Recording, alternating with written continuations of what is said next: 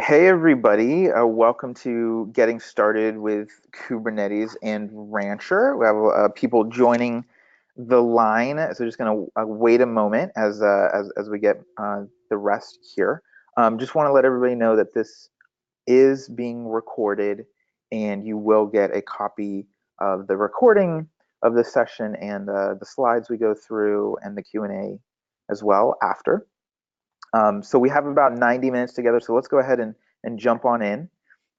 We really intend to give you a pretty solid technical introduction to Kubernetes and Kubernetes concepts using Rancher, the deployments and all the cool things you can do with Rancher on top of Kubernetes. But it is an intro level session, so if there's questions that are just really outside the scope of the training, we might defer and have you ask them on some of our other resources. We do have slides, but this is meant to be interactive. It's meant to be demo focused. We're going to try to get through the slides kind of quickly and then be able to get hands-on and show you Kubernetes and show you Rancher. So please ask questions. Please, let us know if something makes sense, if something doesn't make sense, and if you have questions now, go ahead and put them into the question chat so we can start to tailor the experience for who exactly is on the line, and we will do our absolute best to answer everything we can before our time is up. So who are we? As a way of introduction, my name is Matthew Shear. I'm kind of like the community advocate at Rancher. Best place to reach me honestly is through email, so matthew@rancher.com. Please feel free to follow up with me there if you need anything or trying to find something you can't find. Our engineer on the line is Max, and I don't think your cat is here, probably not. But hopefully Max won't be making that face, and everything will be going great. And the demo will work and all that good stuff on this live training. So please reach out to us. And Max, thanks for being on the line. Really glad to have you. All right, so a little bit more context. We hope you come into this with some Docker container knowledge under your belt. If you don't, if you're brand new to containers, I still think you'll get a lot out of the training.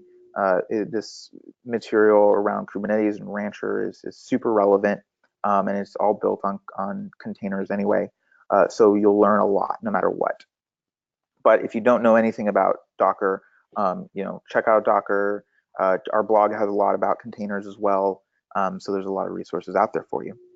And on that note, if you want to have your own instance of Rancher up and running while we go through this, spend the first few minutes of this session getting one up. Just go to the deploy button at the top right-hand corner of our website, rancher.com, and it'll bring you to the quick start guide, and you should be able to get it up and running in a few minutes. Further resources, not everything, but Kubernetes and Rancher are both open source. There's huge communities are involved in both of these technologies. Go to slack.rancher.io to join our Slack community. There's questions and commentary and info being put there every day, usually every few minutes really. And forums.rancher.com for some in-depth conversation about very specific topics. So I think with all of that out of the way, we can get into the heart of the material. And so at this point, I'm going to pass it over to my more knowledgeable colleague. So Max, I'm going to give you the reins here, and you should have it. Cool, I can see your screen. Yep, you're good to go. And does that still work? Yep, okay, good. Just making sure both screens work. Hey guys, so I'm Max. I have been at Rancher for about 2 months now. Before that, I used Kubernetes very lightly, but I have a bit of experience. So to start out, people want to talk about Kubernetes. Why do we use Kubernetes? And so if you've come from Docker, you're familiar with using Docker images to help sort of isolate, build conditions and runtime conditions for your applications, but that's not enough. So actually, before I get into that, let's talk about like the growth patterns of Kubernetes. So Kubernetes has gotten more popular for reasons that we're going to talk about. And it's become the industry standard. Previously, with Rancher 1.6, we supported multiple orchestrators, but it's become very clear that the community's moved to Kubernetes, right? And because of this community shift, there's more support. It's a much more sustainable environment. Large software companies, for example, GitHub, lots of others have used Kubernetes. They've been very public about it. And it keeps getting added to more and more vendors. I know DigitalOcean now provides it. There's obviously EKS from Amazon, AKS from Microsoft, lots of other providers. And you can see here the main contributors to Kubernetes. The biggest is independent developers. Google, obviously the next largest, since they sort of were, they were at the helm of things. But you've got Red Hat. You've got some hardware manufacturers like Huawei and ZTE. You've got IBM, Microsoft. There's a lot of companies that have started to really invest heavily in Kubernetes. But so there are operational challenges. So Kubernetes, helps us sort of handle automating things around, like it's the next level from just containerizing images and using Docker explicitly. But there are challenges that come with Kubernetes. So how would you deploy consistently across infrastructure? Maybe you've got, you've got infrastructure in AWS, and then you've also got some bare metal servers at your office or on DigitalOcean, and you need a way to be able to maintain your Kubernetes installations across all of these different platforms. How do you manage access control across clusters and namespaces so that you have consistent access? You don't have to like reprogram everybody's access in multiple places. How do you integrate with central authentication so you only have a single sign-in for everybody? How do you use your resources more efficiently? You don't want to drive your costs up by having too many servers or too many clusters more than you need. You want to be utilizing your power more efficiently. How do you handle multi-tenancy? That's a big one. Even before Kubernetes, that's a huge issue. How do you deal with high availability? So if parts of your clusters go down, the whole thing doesn't go down. How do you ensure that security policies enforced everywhere? Security holes, obviously, especially these days, keep getting publicized more and more, and you need a consistent way to manage all of that. And then monitoring, how do you know when something goes wrong? How do you know your cluster's not behaving properly?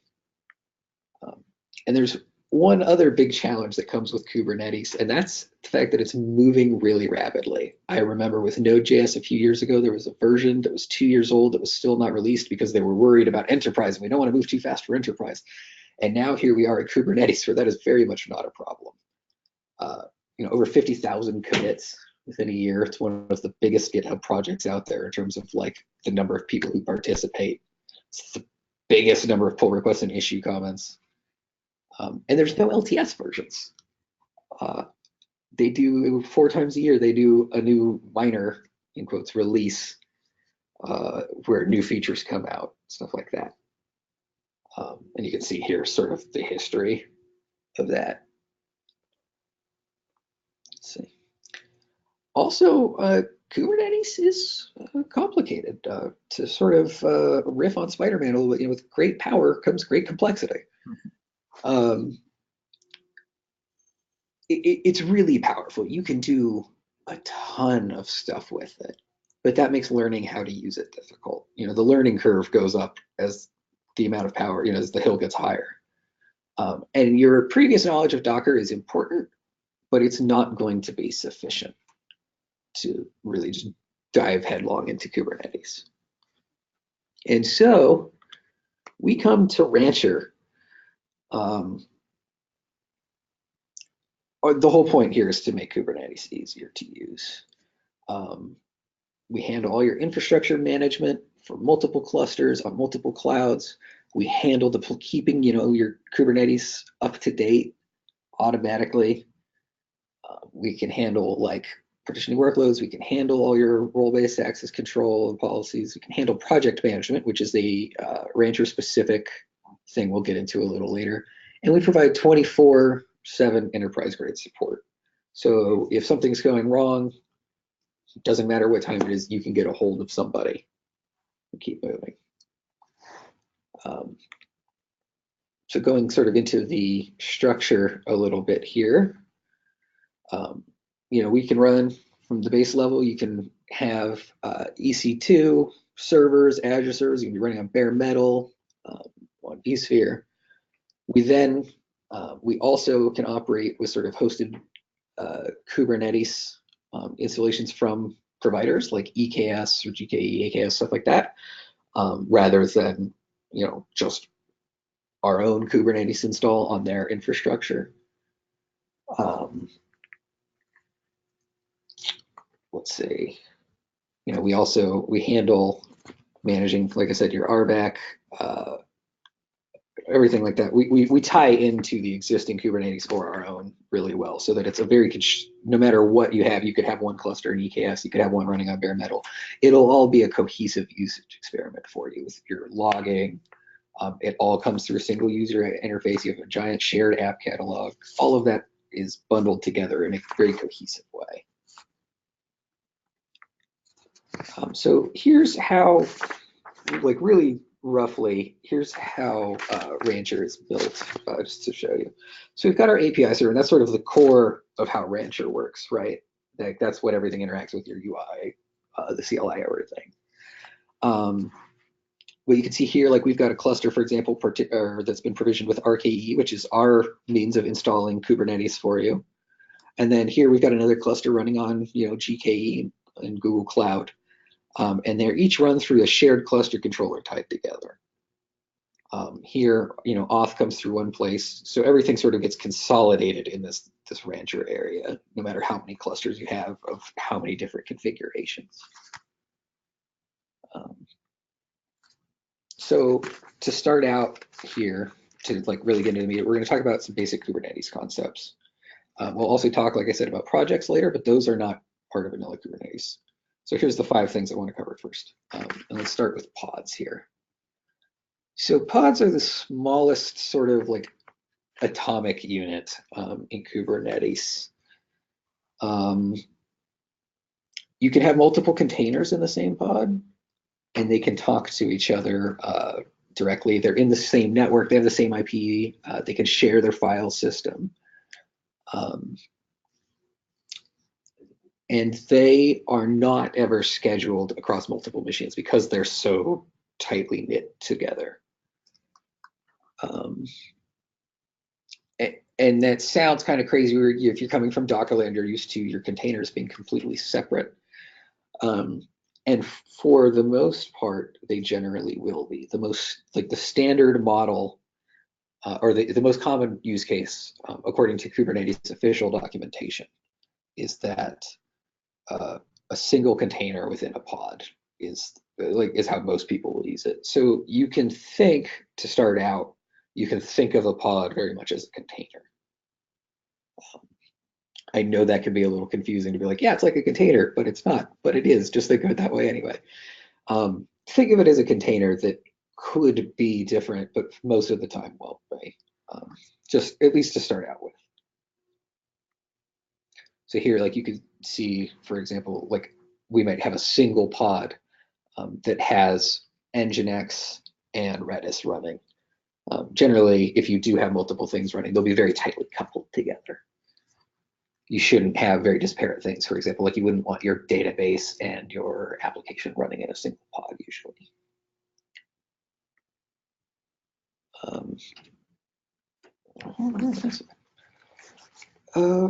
So think of a pod as sort of like a design pattern for keeping things partitioned out, I guess. This is a good book, though, to go over that'll sort of cover that a little more tightly. So the next thing to talk about is replication controllers and replica sets, excuse me. And those define sort of, that's how you control telling Kubernetes sort of the size and state of a group of pods. I want 6 pods running this, running this image, for example. The replication controller, again, going back one, the replication controller is the original way to handle replication. And the replica set is sort of like the V2 of a replication controller.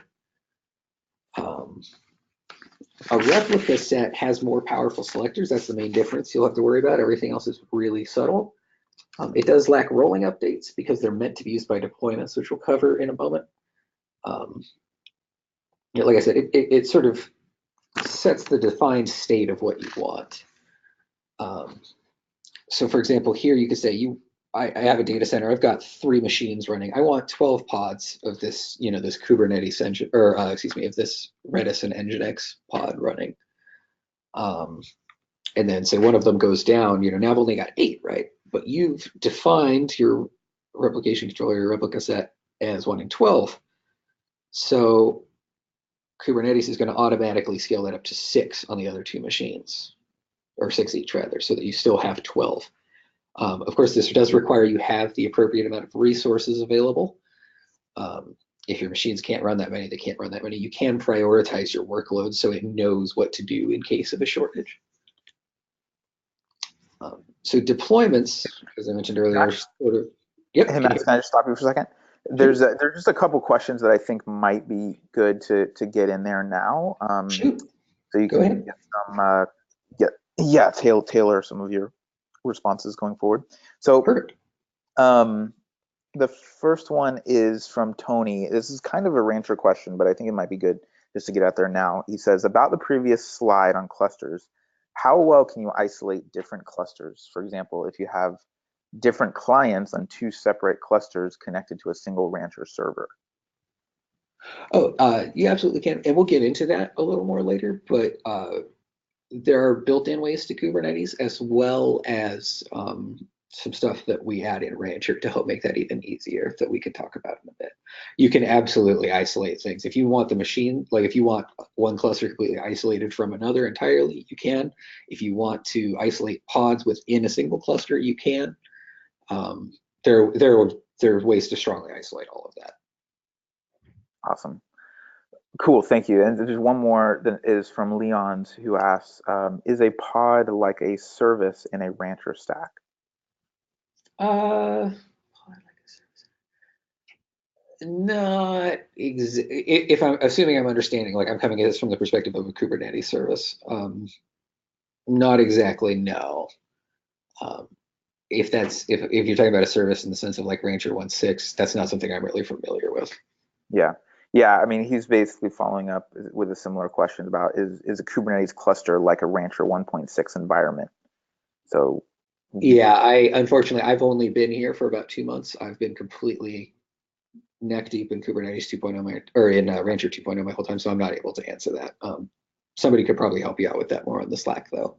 Cool. And I'll just jump in and add that Prachi and Will Chen, our head of engineering, is having a big online meetup next week on Tuesday, going over exactly the differences between Rancher 1.6 and Rancher 2.0 and migrating to 2.0. And so there's a lot of blogs also that Prachi wrote on our blog page. So lots of info out there. Cool. Okay. Thanks, Max, for pausing. Sure thing. Going, sir. Yeah.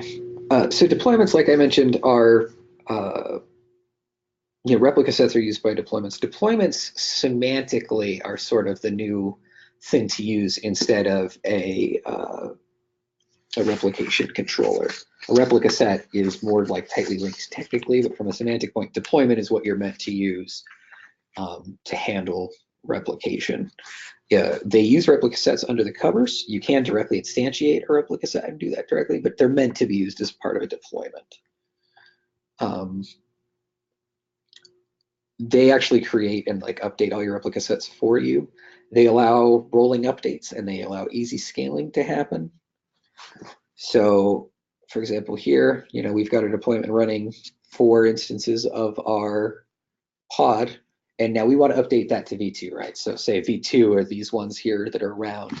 We can sort of do a rolling update where we throw up 2 pods that are running V2 then that'll scale back down to the 4. We decide everything's good, right? We want to go ahead, finish the update. Now we just tell it that, and it will sort of roll the last ones over until everything's running v2. You do have the option to roll back as well within a deployment. So there's that. So services, Kubernetes, this is the third thing. And are there any questions that have come up, Matt? No, there's a couple more, but I think we can wait till we get to the Rancher demo for these others. Perfect, sounds good. You just let me know if any other ones come up. So services. So if we have a deployment with running pods, right, they're not exposed to the outside world. They're only exposed within Kubernetes. And our pods, they can cycle, right? One of them can go down, new pods get scaled up on a new machine, or they can move around. Those IPs that they have internal to the cluster change around as well. A service defines an internal DNS entry, not external, so we're still not exposing it to the outside world, within the cluster to refer to those pods, which then can route down to individual pods. So that if, say one of, I do a rolling update, right? I've got all new pods running. I still have a consistent way in other pods to refer to them. So there's different types. There's node port, there's a cluster IP, there's a load balancer. Node port sort of is like what I'm most familiar with. That sort of just exposes a port on given nodes. And there's more details on all of these in the docs. So you can see here, for example, this has been simplified a little, but some other part of our Kubernetes cluster comes in, it hits this service IP address, and then this actually goes, there should be an arrow here to every single one of these pods, just that would have sort of cluttered up the graph a lot. But inside the service IP, it gets routed out to the individual pod that you've selected. So next thing are config maps. Let's see. So next thing is a config map, and that allows you to, separate from your image, right, to define arbitrary values and configuration values for the stuff inside your pod.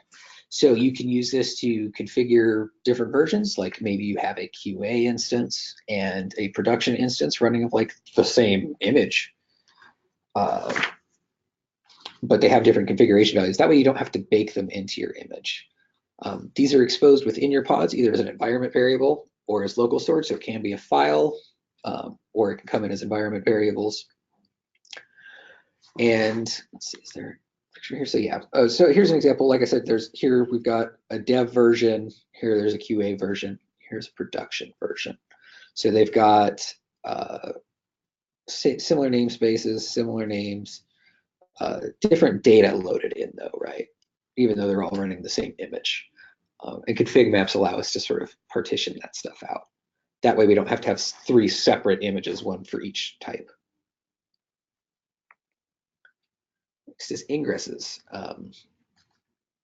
Ingresses are actually where we expose the outside world, or we expose the cluster to the outside world. That's how traffic gets routed from the outside into where we want it. You can base it on hosts, you can base it on path, all kinds of stuff. Generally, it's implemented by a load balancer. We use Nginx by default, although you can use others. For example, like HAProxy or ELB.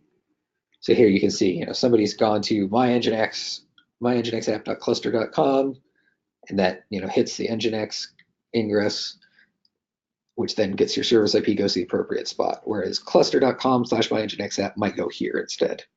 So that handles exposing it to the outside, and then it gets routed between the pods here in the service. So I think that's it for the Kubernetes types. Did you want to have those other questions now, Matthew? Or? Yeah, so there's one question on understanding Kubernetes. It's from Leon's, who asks, are Kubernetes pods the idiomatic way to run multiple processes that together make up one container?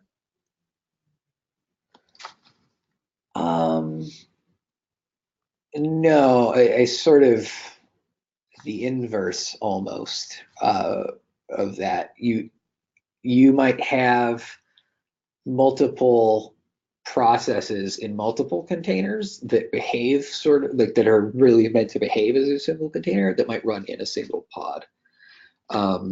Otherwise, you would keep them separate as separate containers, like multiple processes that behave as a single container. I could see where you might phrase it that way, though. If you had two very tightly coupled processes that were technically in a separate container and need to behave as one, you would do that in a single pod. Does that make sense? Was that clear? Yeah, I mean, Leon's. If you have a follow up, just keep asking. But yeah, thank you, Max. Keep going. Okay, let's see. So now we're going to talk about Rancher 2.0. We're going to talk about first setting up Rancher, getting installed. Then we're going to talk about clusters. We'll talk about authentication and security, dealing with like an auth provider like LDAP or like a other single sign-on provider. We'll talk about storage for your nodes. We'll talk about projects, which I mentioned earlier. We'll talk about namespaces. We'll talk about catalogs, and then we'll talk about other ways of interacting with Rancher, like the CLI and the API. Excuse me. So here, it's time for the demo. All right. So, oops, I wanted to pull up the docs.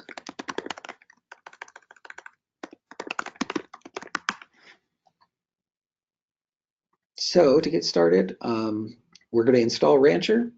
We're just going to do the single node install. We also do support high availability installs, which is what you'll want to do probably in production. But for simplicity here, we'll do a single node install, which is good to run for, it's a great way to sort of experiment with Rancher and play with it without too much of an investment. So first thing you need to do is provision like a Linux host. I have a box running on DigitalOcean. We have here posted the requirements. So here are the operating systems we support. Others generally will work if you're able to run Docker on them, but these are the ones we officially support.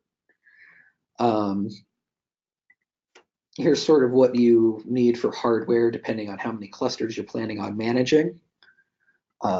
If you're running up to 50 nodes, 5 clusters of 4 vCPU sort of standard box would be good. You want something more like an 8, like a standard medium install for up to 100 clusters. Anything more than that, contact us, get in touch. We'll be able to help you out. As far as software, really the only thing you need installed is Docker. Here are the versions that we support explicitly, and we pull these from sort of upstream from the Kubernetes community. These are the versions that like the Kubernetes community is settled on. Again, a lot of times other ones will work fine, but we can't officially support them. And as far as networking, this sort of explains what ports everything needs access. So any Kubernetes install that we launch or that you launch through Rancher needs 443 access back. Pretty much all of them need 443 access to get back to the Rancher server, because we spin up webhooks, or not webhooks, excuse me, WebSockets to communicate back and forth. So they need access there. Additionally, for anything we spin up, we need SSH access on port 22, and we need access to the Docker daemon on 2376. The one other case is on a hosted Kubernetes provider, like if you're using EKS, for example, we need to be able to access the Kubernetes API port, which runs on 6443. And then we have all of the nitty-gritty details for nodes and everything down here. I'm not going to go over all of those, but those are available there on that same page.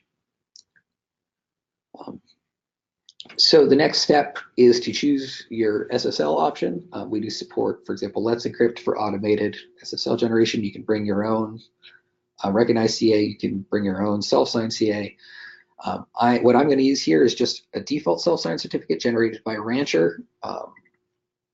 That'll throw up some browser errors, for example, but this is the easiest way to just get started really quickly. So here we just have a simple command that we run on the server where we want to install Docker, where we want to install Rancher, and that'll get it going. So I will bring that up. If we do SSH at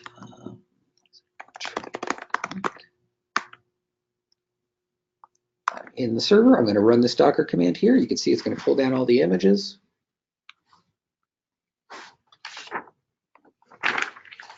While that's going,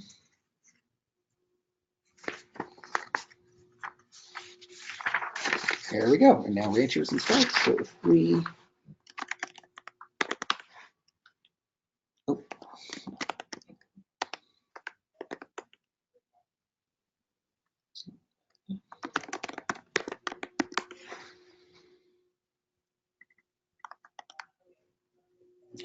I already had it open. Sweet. So if we go here, see here, I was saying we've got that self-signed certificate. Chrome is going to complain. We're just going to go ahead through because I know that's the one we just generated. So when you first get here, it's going to bring up this intro page. It's going to ask you to set a password, or you can generate a random password below. And then it's going to ask you for the URL to use. This does have to be accessible. You can't use localhost, for example, because nothing else is going to be able to ping localhost. They're just going to hit themselves. And here we are inside of Rancher now. First thing you're going to want to do is set up some sort of auth provider, most likely. So we can go in here. We support Azure, or we support Active Directory. Excuse me. We support Azure AD. Excuse me, I had notes on this at home. We also support GitHub, Ping, support Open LDAP, Keycloak now, a lot of things. So I'm going to use GitHub. That's the simplest to set up. So here we give you instructions on setting up that. So I'm going to go here.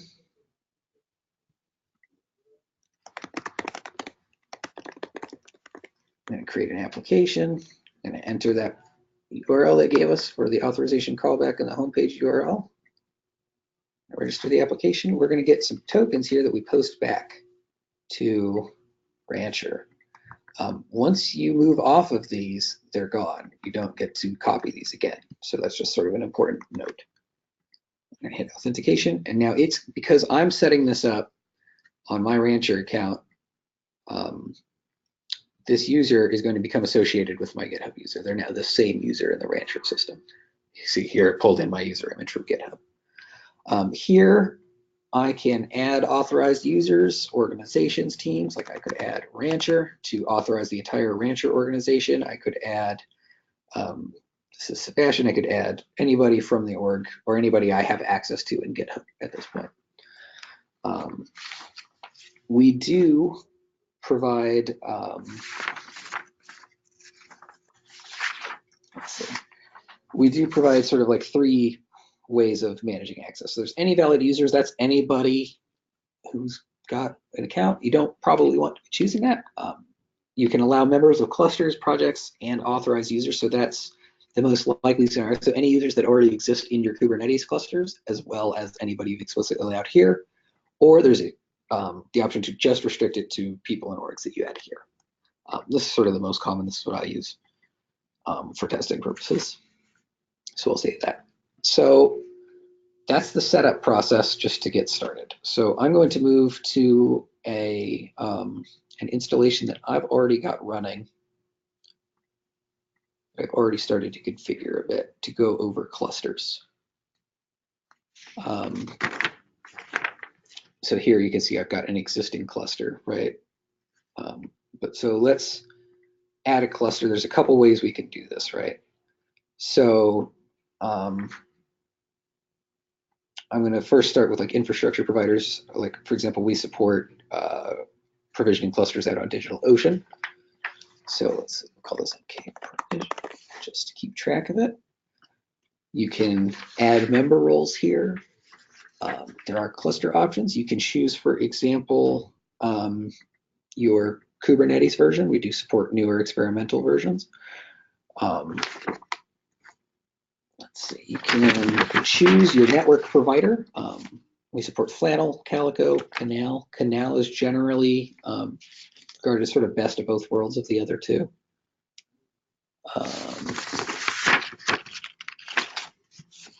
You can handle project network isolation, which we'll talk about projects a little more carefully, but basically that means that you can isolate anything running in one project within a cluster from anything running in another project. You can configure whether an Nginx ingress is enabled or disabled by default. You can configure monitoring, pod security policy support, which I'm missing. Hold on just a moment, sorry. I dropped a page here. Here we go.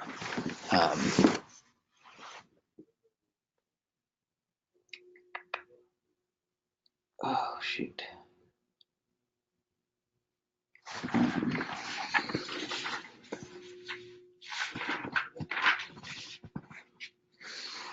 Sorry about this, guys. All right, I'm just going to move on then. So again, you can configure what Docker version, or if you want to allow Docker versions outside of those supported versions. Like I said, most of them will work. In this case, it will yell at you though. You can choose like your node ports that are available. You can configure it cloud providers. For example, if you want to use like Amazon disk storage, stuff like that, that can be configured out here. And there's more information about that available right here. Hey, so then you can Max, could I just pause you for 1 second? Yeah. Somebody had a question that was relevant to that screen we were just looking at. In cluster options? Yep, and this is from Tony, and who asks, what are the main differences with the different network providers? I know that Flannel is more of an overlay mechanism. Calico is more heavily software defined. I don't know too explicitly. Again, like that's not something I've gotten too far into. So the people on Slack are going to be better able to help you with that. Okay, cool. Thank you. Sorry. Anything else, or? There are a lot of questions, but I want to make sure you get a chance to go through the cluster setup and maybe show importing a cluster, because there's a question on that, and then you can take another pause and we can go through some of these questions. Sounds good. So I'll do import next then after this. Cool. So we can set up different node pools, and to do that you need a node template configured. So let me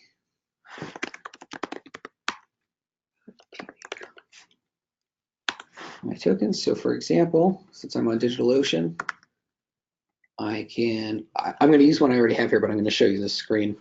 You can come in here, you can choose what region you want, you can choose your droplet size in DigitalOcean, what OS image you want, your username, stuff like that. I already have one configured that I'm going to use here.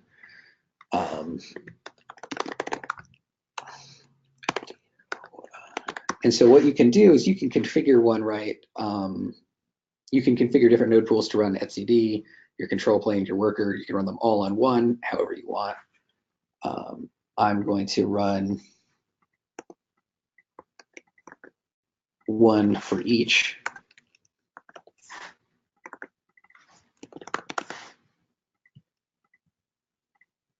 And then we have guidelines for how many you want to be running of each of these. And all you have to do is hit create, and it's going to start provisioning those nodes and then installing Kubernetes. And so you wanted to go over importing an existing Kubernetes cluster. So you click on import here when you go to add a cluster. You'll see there's not very much to configure here because the cluster is already running and configured.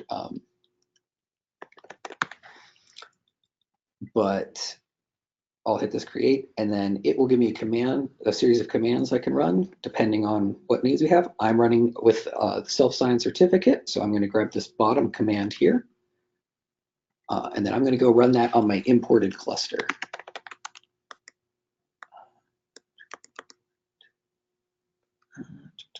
Oh, no, actually what I need to do is I'm going to use my Kubernetes. I'm going to tie kubectl with my kubeconfig to that cluster, which is generated when I get that when I install Kubernetes on a machine or on a series of machines. I can do, just to make sure I'm connected properly, I can see the two nodes I already have running in that cluster there. One's running the control plane and entity, one's running a worker node. And then I will run this command.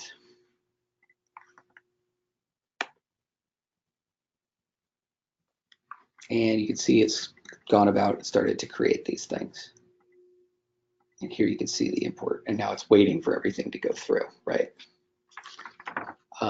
Did you have questions? Yeah. So there's several questions. So the first is actually kind of taking a step back and talking fundamentals. This is from Uni, who asks, is Rancher an alternative to Kubernetes, or does it use Kubernetes? What's the relationship between the two? It's a management plane for Kubernetes. It does use Kubernetes. So when we import, or for example, when we provision a new cluster, the first cluster it created, right?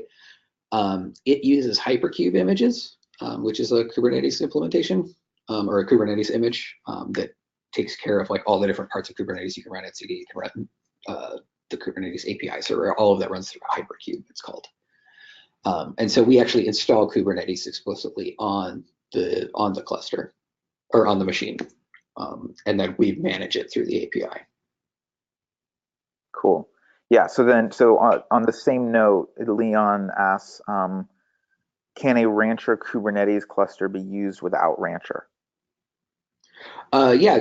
So we install Kubernetes, we add information to Kubernetes, right? We sort of add like our project information and other stuff like that, but the stock Kubernetes, everything is still there under the covers. You could provision a cluster with Kubernetes, decide you don't want Rancher, uninstall Rancher, remove that all. We have guides on how to do that and just use the Kubernetes cluster on its own going from that point forward. Awesome. Okay, cool. Thank you. Okay, next question. This is from Tony, who asks, how much storage space, so separate topic, how much storage space should I have for Rancher? For development, I have 32 gigabytes IOP SSD. How far can I go with that amount? What's your thought? I don't feel like it's very heavy, but I haven't actually looked at those numbers. I suspect that would be enough, but I can't say concretely. Cool.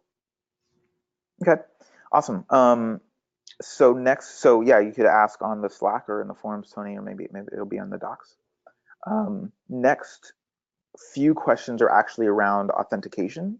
So going Okay. back to authentication, this is from Mhm. Carlos, who asks, does Rancher support multiple authentication mechanisms simultaneously?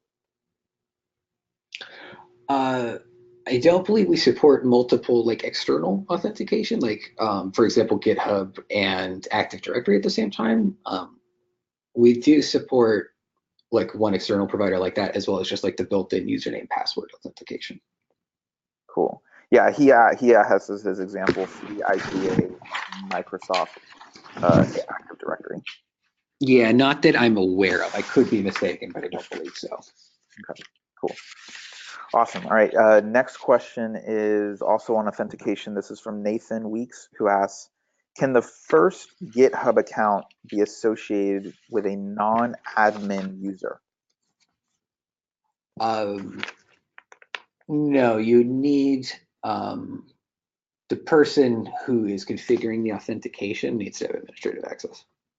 And it is automatically attached to that same account. Right. Cool. Okay, great. There's a few more. Are you okay with continuing to answer some of these? Yeah, absolutely. Oh, Absolutely. okay, great. Rich asks, oh, actually, this is a Rancher 1.6 question, but I'll ask it anyway. He asks, are projects similar to environments? Are projects in Rancher 2.0 similar to environments in pre-Rancher 2.0? Yeah, like I said, I'm not familiar enough to answer that. I'm sorry. You'd have to check with the Slack or maybe attend that online meetup that Matthew was talking about. Cool, Rich. Yeah, I put that link in the chat thread, but I'll post it again. Okay, then the next one is from Tony, who asks, what's the default way to look at monitoring information?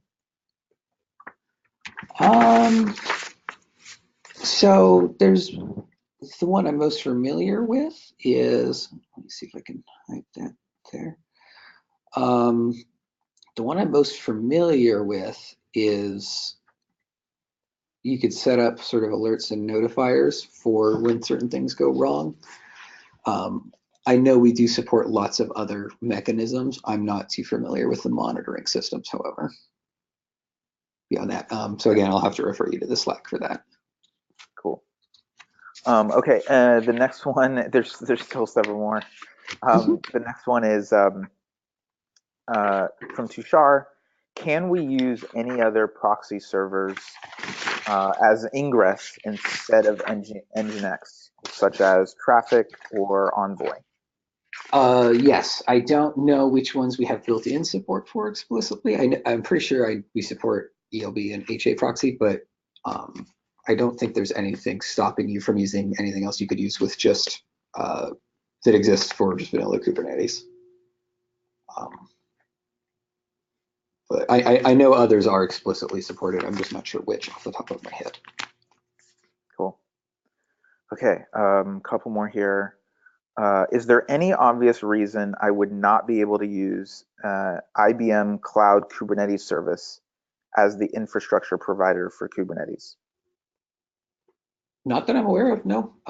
Like we don't have it built into the baked into the UI if you wanted to use that with Rancher, but you could just like the way I imported a cluster, for example, of my own, you could import a cluster from their services just fine, I imagine. Unless they've done something very unusual with it, which I don't foresee. Yeah, cool.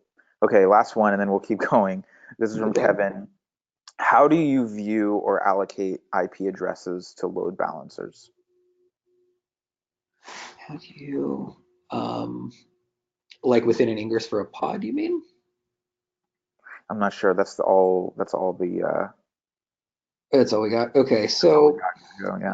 let's see if I can expose this here. I've got within this cluster. Oops, where is it here? I've got this guy. Let's see if it'll show it here. Nope. We provide UI when you're deploying like a workload, for example, or a catalog app that we'll see later that can allow you to set up host names and IPs and stuff like that. I'll try and remember to show that when we get to that point in the demo, if that's okay.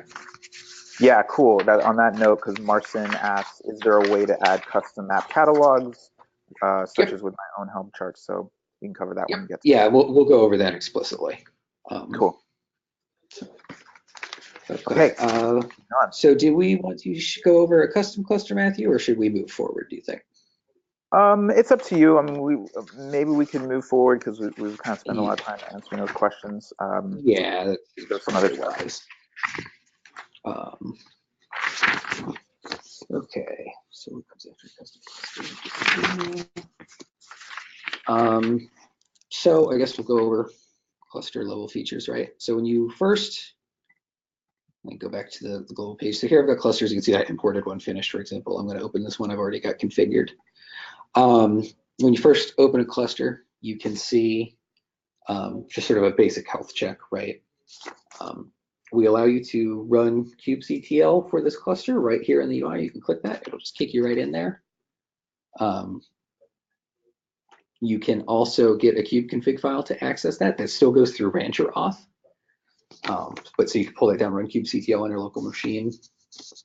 And that, and just as an aside, that allows you to get in if like Rancher goes down, you're still able to get to your Kubernetes stuff.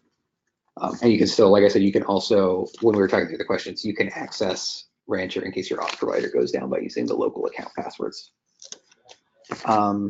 Now in this cluster, you can see the nodes. In this case, I've got everything running on a single node, right? The control plane, the worker services, the etcd is all running here. But if there was multiples, like for example, in the imported cluster,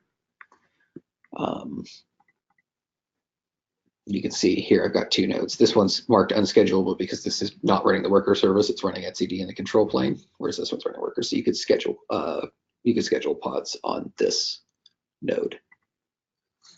For one that we've provisioned in Rancher, specifically, like this guy, look at nodes, you can see here, there's one running etcd, there's one running the control plane, one running the worker. I can scale that right here. And it's going to provision another node for us.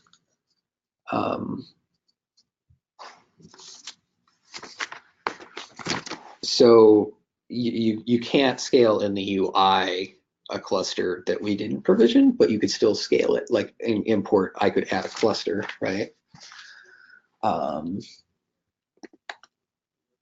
So I'm going to use RKE which is a command line tool we provide for installing Kubernetes. I'm going to use that to add another cluster or another node to that imported cluster.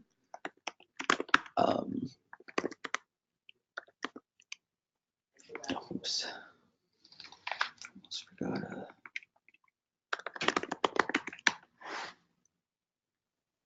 So there that's going. If we go back to this one, in a moment, you'll see another node would pop up here, be marked as waiting, and eventually be ready to go. But so that's how you would scale. You can just explicitly scale outside of the UI. You can scale your cluster however you want with more nodes.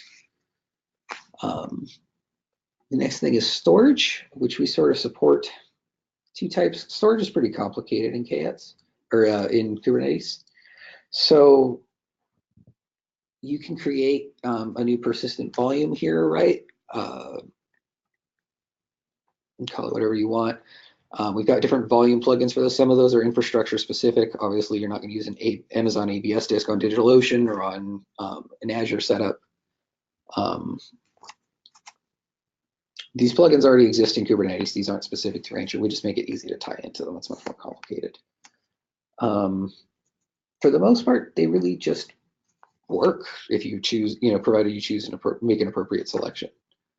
The other type of storage we provide is storage classes, which is sort of a category. So rather than saying, hey, I want this volume when I'm provisioning like workloads, you say, I need this kind. Like maybe I need high-speed SSD access versus I just need, like bulk magnetic storage, right?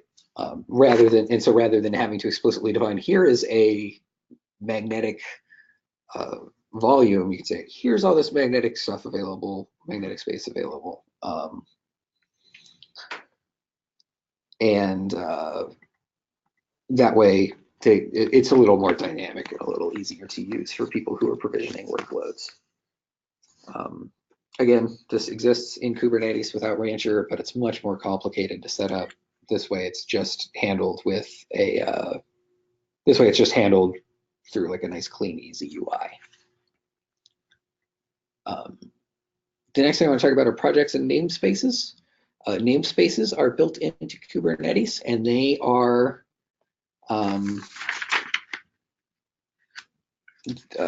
they're a way to sort of partition your cluster out. I know somebody earlier was talking about like multi-tenancy and keeping things separate.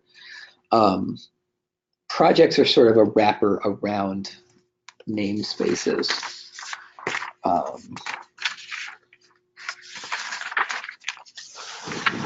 Every Kubernetes cluster has namespaces, and they're a way to, how do I explain this? They keep things sort of separate. So when you name things in Kubernetes, right, they have to be distinct. Like name labels have to be distinct between services and stuff like that, but only within a namespace.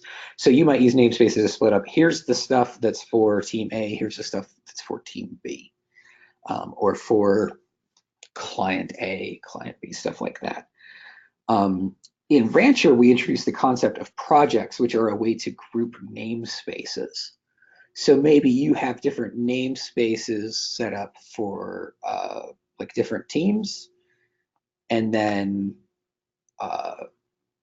different projects for different companies, right? So each, company A or client A has their own project, and within there they have a namespace for this team and a namespace for that team. And then for another company, the teams are again provisioned out. And it's just a further way to isolate things. It makes your control over who has access to what a little more granular. Those are actually, we do define them inside of Kubernetes using a custom resource definition. They are one-to-many, so a project can have multiple namespaces. A namespace can only exist in a single project. So for example, here we have this system project, right? And that's Rancher. Like that's where we keep our stuff for running everything. Ingress Nginx there is our ingress controller for Rancher, for example. If, like I said before, you can remove Rancher, you can delete that system project. There'll be a few little things left over that would need to be cleaned up that we have documentation for, but you could delete that. Your Kubernetes cluster is still there running as normal, basically. So you can create new projects, right? Like I can go in here, I can create like this, I can add members to the project who have access to stuff. This will behave very similar, like a project owner would behave very similar to a cluster owner, but scoped down to the project specifically. You configure resource quotas for that. So I can create that. Now I have this company B project. I can add a namespace, like stuff for like IT team to run, like infrastructure stuff. Like maybe they have a CI server they need to run. They could run within that space. Oops.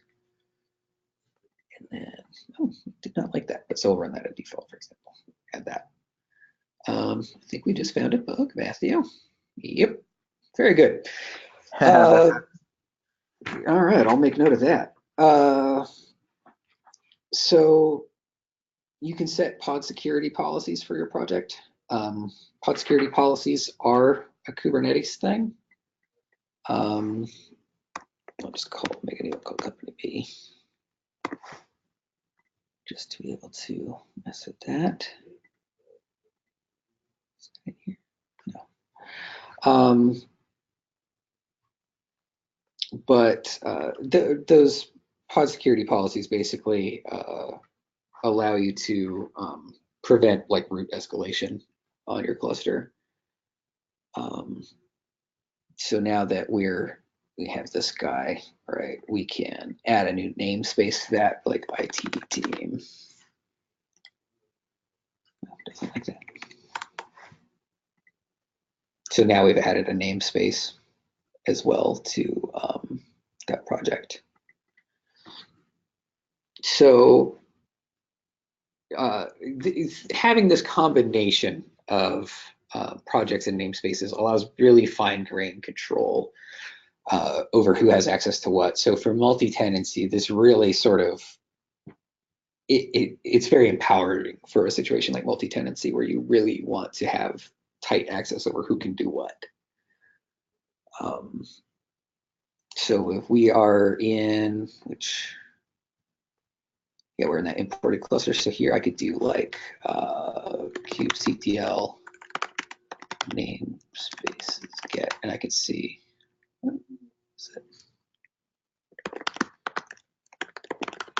is it namespace?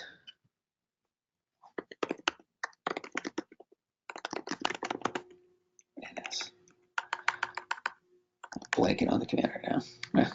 But you can go into kubectl, you can view all this stuff there. It exists not within Rancher, like in a separate database. It all exists in Kubernetes at this point, right? The next thing to talk about is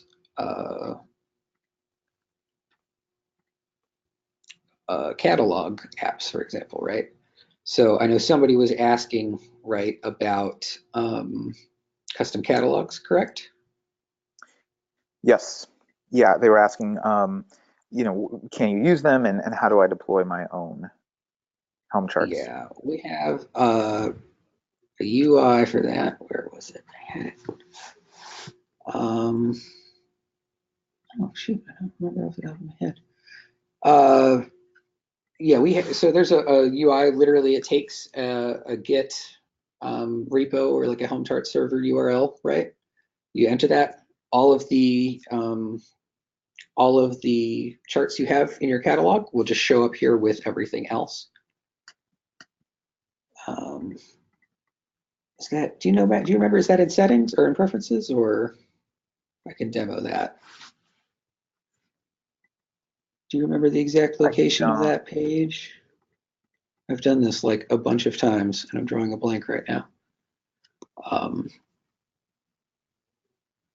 But so for example, just to,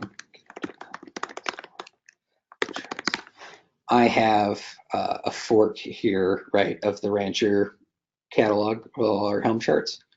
And so I would literally just grab this URL, paste it into that settings page where you add a catalog, and then everything that's within that would show up here. I'd basically end up, since that's just a fork, I'd end up with 2 of all of these. But if you had your own custom charts, they would just show up right here. So to add a chart, for example, like the Docker registry, I just pop this one open here. We've got basic config. You could do this all through, you could do this all through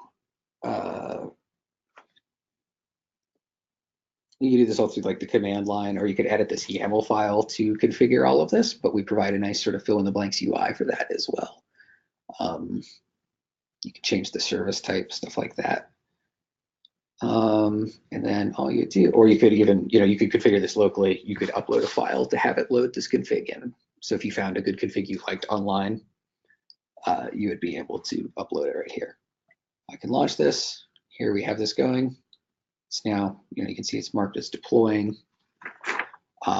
Basically everything, and like we went in hard on Helm in Rancher 2.0. But I think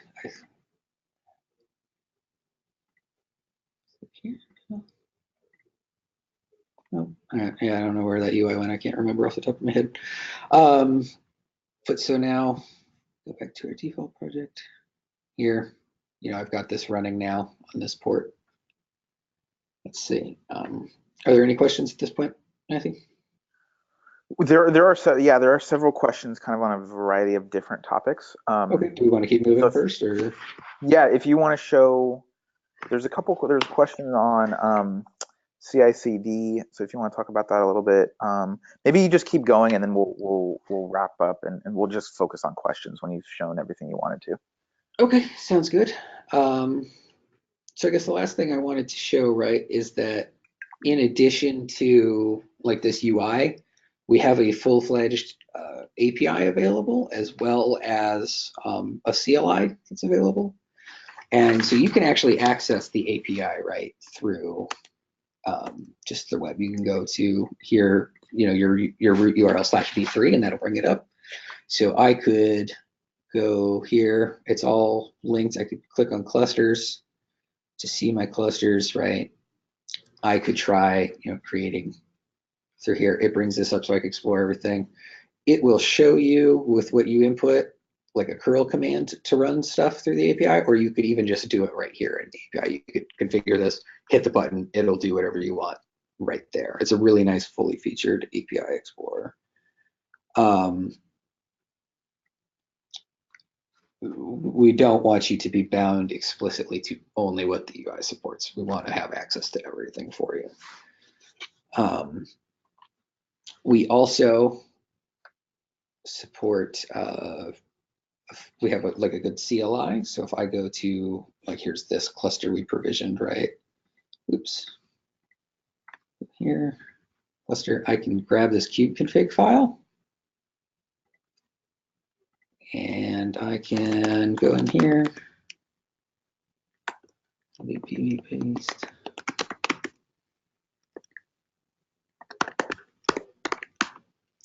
And now I can make that my kubeconfig. And now, just to make sure that's connected, let's do like,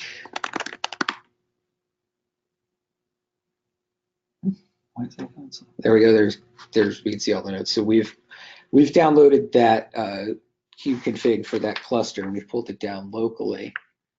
But now let me show you the actual API we have. And so we have a command line API. You can find it on our GitHub.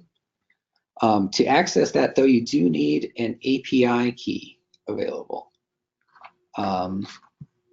So I'm going to add a new key. And once again, this stuff, once you close this, it goes away. For the CLI, what we need is this bearer token. I'm going to grab that real quick.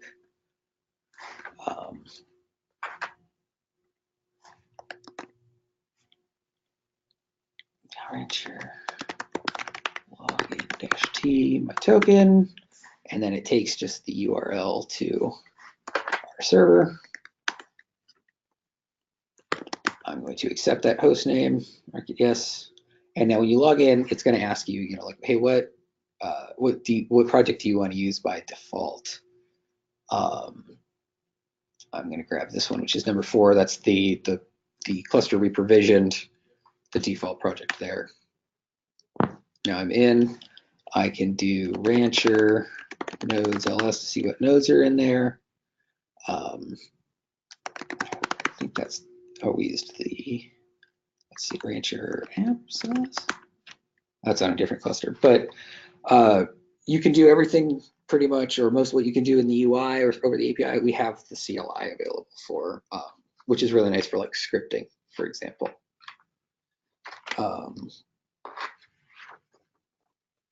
like I said, make sure you save those API keys for that stuff. It's really cool if you're into ReasonML. I know somebody just created a ReasonML wrapper for the CLI to be able to like programmatically control Rancher in your own scripts and stuff. I think that's everything we wanted to show. Did you have more questions to go through, Matt? Yes, this is great. Okay, so let's get to the questions. I will just start at the top. I think maybe you answered this one already, and I just forgot to mark it complete, from Kevin on how do you view or allocate IP addresses to load balancers. Did you answer that one? I don't think so. I know we were going to talk about that. So like I'm in here, if I go into default project, oh, no, that's not what I wanted to do. I just wanted to choose. So when you're in here, you would go in, you can go into your project, right? You click on workloads, you can go into load balancing. You'd add your ingress here, and there's a UI for that. You can choose like what it points to. You can choose a path. You can have it go through zip.io. You can specify a host name. Does that answer sort of your question? Cool. Yeah, Kevin, if you have more, please do ask for clarification. We'll just go to the next one. This is from Leon. It's actually also on Ingress, so it's good that you're right here. All right. Does Rancher 2.0's Nginx Ingress load balancer or / load balancer automatically handle routing changes due to crashed and replaced pods? The service should automatically, yeah. I believe. I'm not 100% positive, but I believe yes. Okay, cool. If you want a more like resolved answer, you can definitely check in on Slack. They'll be able to say more concretely. Awesome. And this is actually another one from Leon's, who asks, are there any log aggregation features in Rancher 2.0, e.g. is feeding all logs into Elasticstack any easier? Yeah, we have drivers, I believe, for like an Elk stack off the bat. I know we have a driver for FluentD that you could use to do something like that as well. So we definitely have mechanisms for providing to an aggregator like that. Cool. Awesome. And the next one is thank you. The next one is from Ramandeep, who asks, could you give an overview for using Rancher in DevOps CI/CD process? Not really. That's something I haven't gotten to dig into too much yet, unfortunately. I know there are examples of that. I've seen them before on the Slack, though. Yeah, and Ramandeep, I'll actually post. So we did a big online meetup on this topic in August, so very recently, and I will send you the link to the video, because there's a lot of information on that. And our Chris Irwin, our head of field engineering, wrote a long piece on it too, so I can send you both of those. Cool. Okay, so the next one is from Leon's, who asks, suppose I wanted to run something simple like WordPress and MySQL and Kubernetes. What would that look like in Rancher in terms of projects, namespaces, and so on? Generally, I would expect that all to exist, in a single project and namespace, so it's all easily accessible to one another. You could do that through individual workloads. We do have a WordPress thing that will handle. You can launch your own like MySQL database. I think by default it has an option to just include a MariaDB installation off the bat.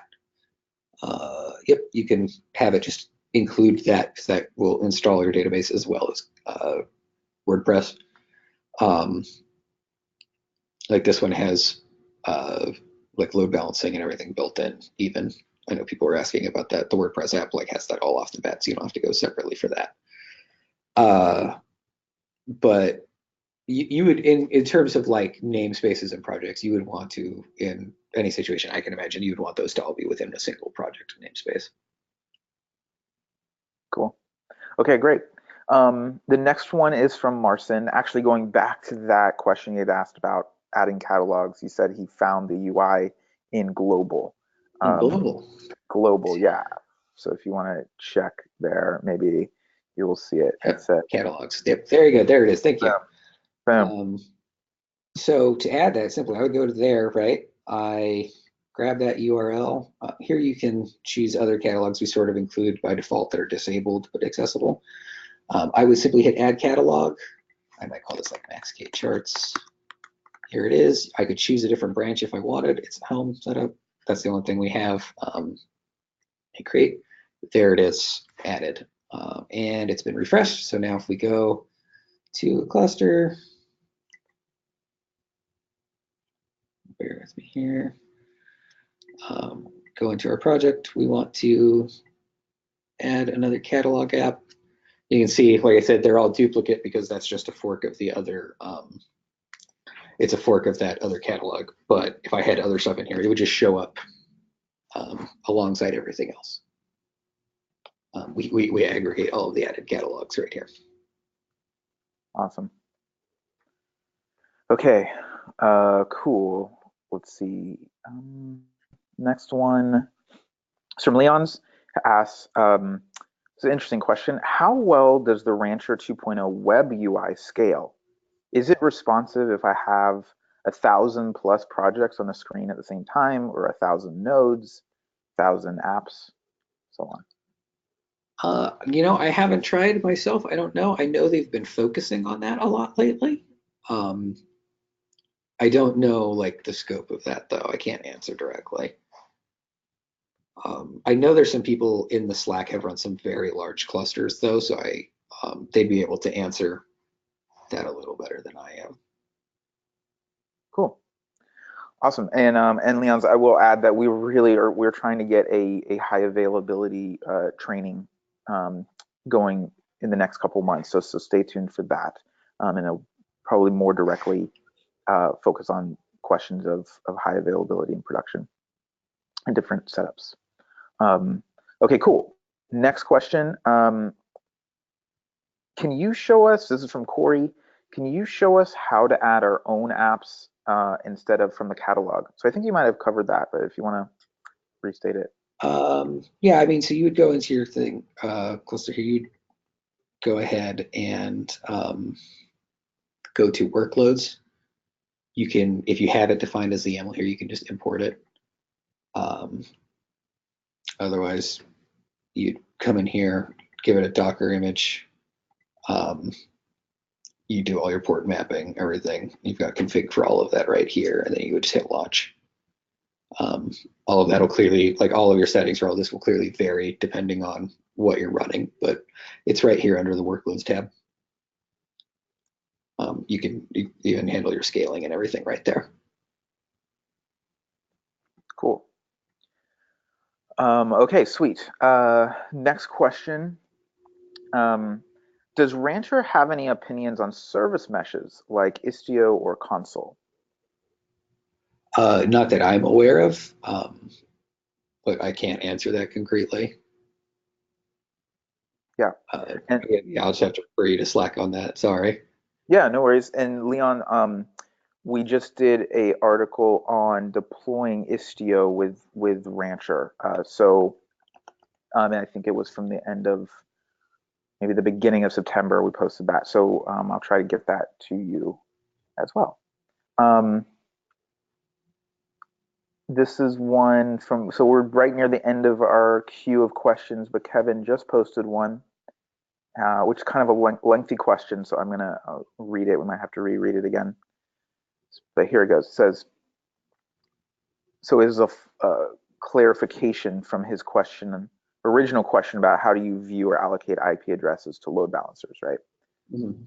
So he says, to be more clear on the question, what would the IP address be for the allocated load balancer? How do I see this or edit it? I.e., if I had a web server container running and after allocating a load balancer, what would the public IP be for the load balancer to access the services? That's actually a good question. Generally, I do everything through sort of a zip.io domain. Let's see here. We go to, let's see if WordPress exposes that. I don't know off the top of my head. Let's take an attempt to see if we can find it real quick though. Okay. Yeah. Anything custom here? We are going to expose that.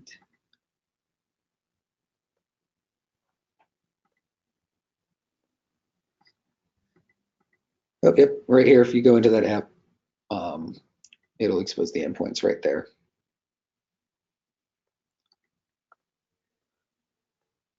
Awesome. Okay, cool.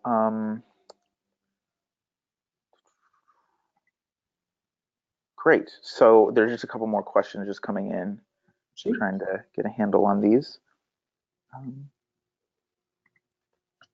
So this is from Francisco, who, let's see, he says, is it possible to post the YAML files you were showing us somewhere? It'd be really useful to have them, like mk-import and the other YAML files you were showing on your console.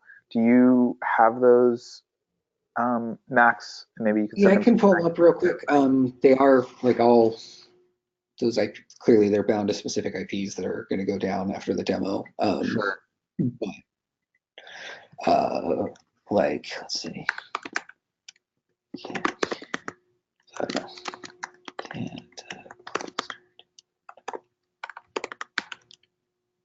So this is really simple. If you look at the RKE docs, so you go to rancher.com/docs, look up the RKE docs, or even I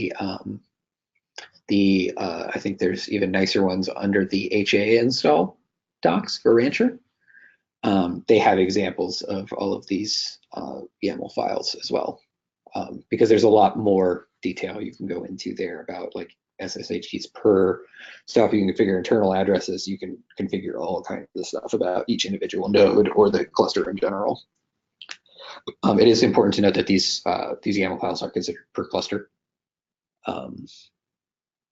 because they're what RKE uses, both when you use it from the command line and within Rancher to provision individual clusters. Cool. Awesome. Thank you. Let's see.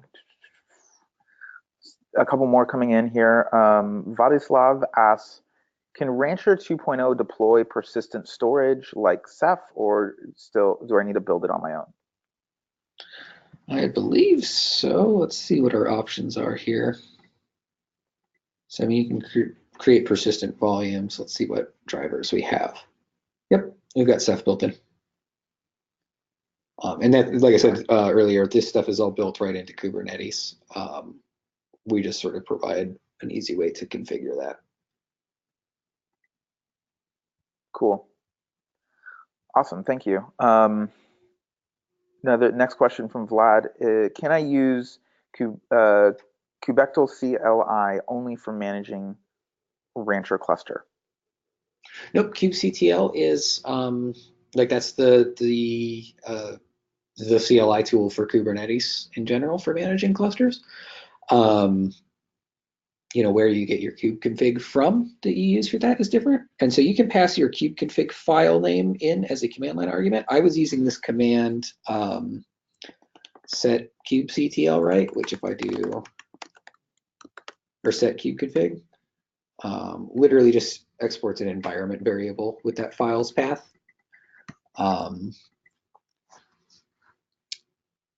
And so that makes it easier. So that way I just set it once rather than having to pass an extra argument to kubectl. But you'll get a kubeconfig with any cluster that you generate any which way.